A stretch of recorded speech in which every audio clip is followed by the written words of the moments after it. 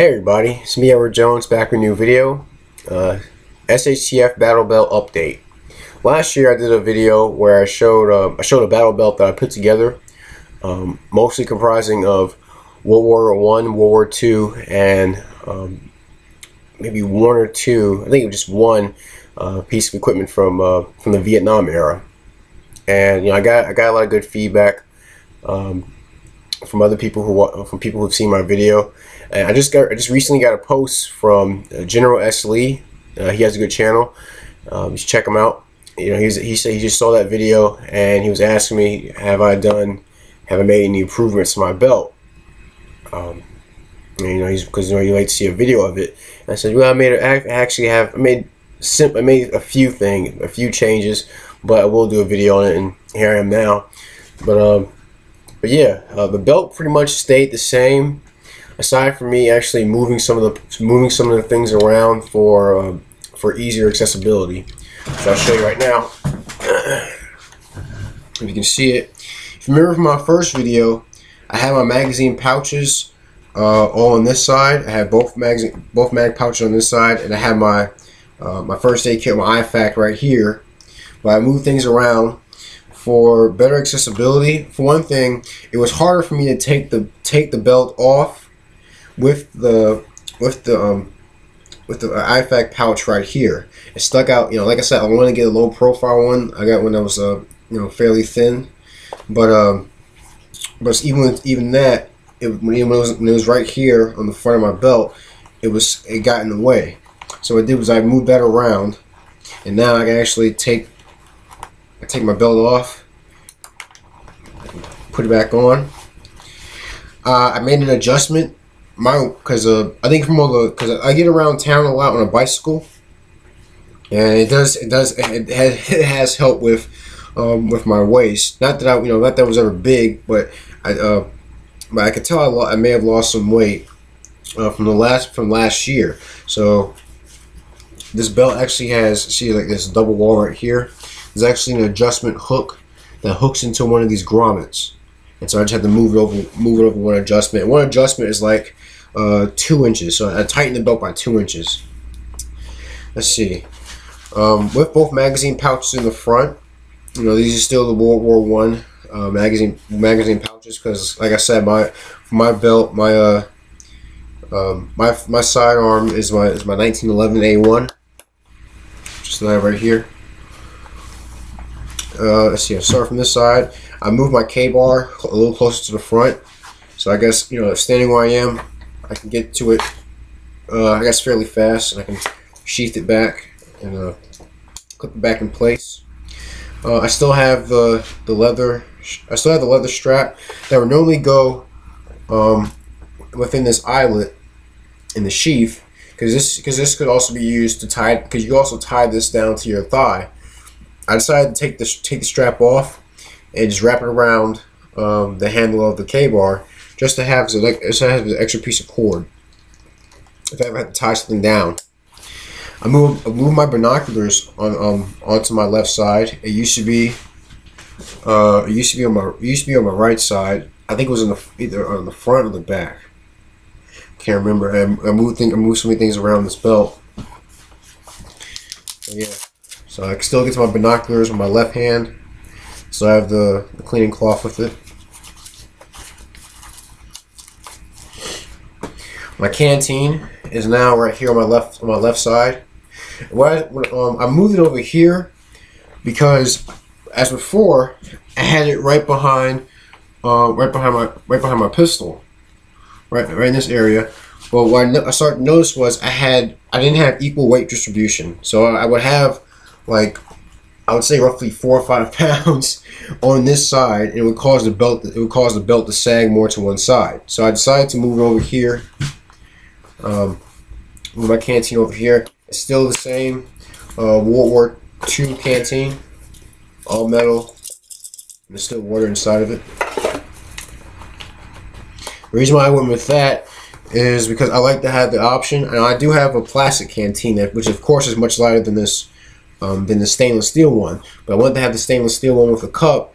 If for some reason I actually had to heat water up.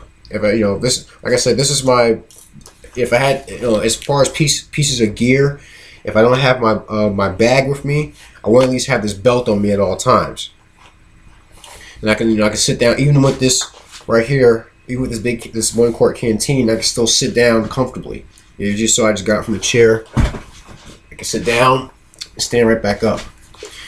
Let's see what else. Now my first aid pouch is back here. You see I still have the war pig and the medical pouch.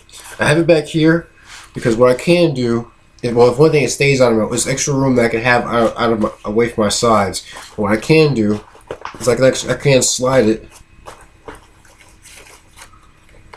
I can slide it over to my side like this, and I can be able to get into it. I can pull some stuff out like this.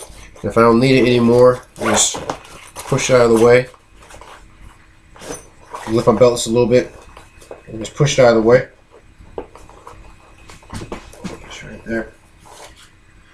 There it is. It stays basically on the small of my back. Actually, I believe in the comment section of the first video, someone suggested that I believe someone suggested that I move my pack to the back, backpack. And even with all this weight, I never weighed this belt, but I can say that I'm gonna guess that it's like somewhere around maybe 10 pounds, all around my waist. But I'm able to actually hold it up without suspenders, no less. So right here, the flashlight I moved back here, right behind the holster. Now some may think that that this may actually get in the way of my holster, but the thing is, I like this holster design. I like holsters that actually come on the outside of the leg, and then also it drops a little lower because it's easy as my arm length is. Actually, just pull the cover up, go down, and draw. And quickly just put it back in this holster and close the flap. So you see, it does not get in the way. Show you from this angle. It doesn't get in the way of me actually pulling the pistol out. I still got the same mag light flashlight.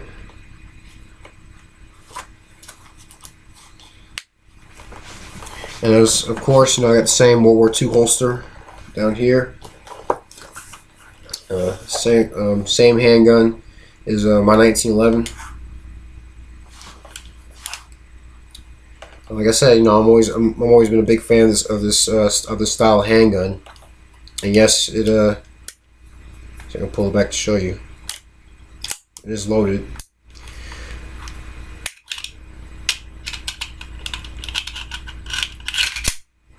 Not used to doing like that on camera, but yeah, same handgun. As I said, now I actually had a discussion with one of my YouTubers through Skype, and he asked me why I still use 1911. I told him it was because when there are other guns out there, like there are Glocks and SIGs and guns that can have a higher capacity than the regular 7 rounds that the 1911 has. But I said, this is not my primary firearm. That's my last ditch. This is I don't depend on, as much as I like 1911. I'm not gonna depend on this over a capable rifle or shotgun. This is if I had to go to my pistol, that meant that I was out of ammo of my long gun. But yeah, those are the upgrades. I mean, those are pretty much like the small improvements I made on this belt. I'm over here pulling my pants up.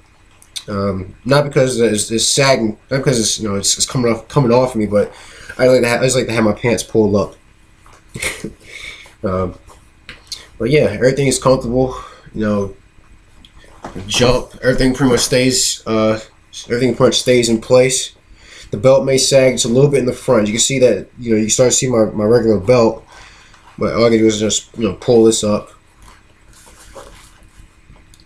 Problem solved. But yeah, that's the battle belt update. I hope you guys out there liked it. If you made improvements to your belt, if you had any tips for me, I'd be happy to hear what you have to say. You know, I know I'm working with an old piece of equipment, but I believe I believe old equipment can still be viable, alongside with newer things. So you know, I have Alice clips incorporated into this this World War II web belt, but you know, it's still functional. I also have something that was made. You know, the first aid pouch was made from Molly gear, but I still have it incorporated to this belt, and it works for me. But please, if you have a video of your own, of your own belt that you're willing to share, I encourage you to share with other people online. I'd be interested in seeing it. If you have, like I said, you have any tips or ideas or any questions, please post them in the comment section. I'm happy to read them. If you're new subscribers, say welcome, welcome to my channel, Mossy 500A. You know, any gripes, complaints, you know the drill. You know, direct them to me. Just please be civil to everyone else who watches this video. But that's my video. SHTF Battle Belt update. I'm Edward Jones. Thanks for watching.